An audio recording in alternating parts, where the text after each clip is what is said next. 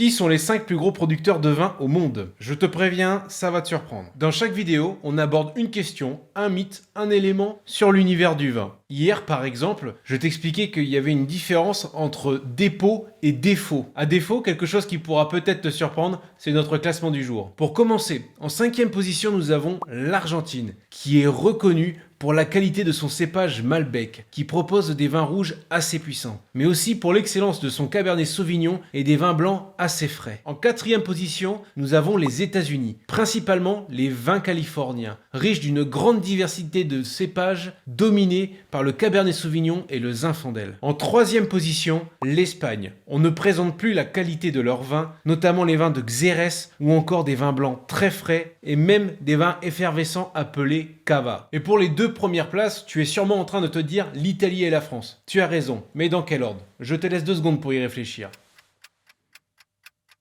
Tu l'auras deviné, la première place revient à l'Italie. Et avec la France, ces deux pays couvrent la plus large palette aromatique viticole qui existe au monde.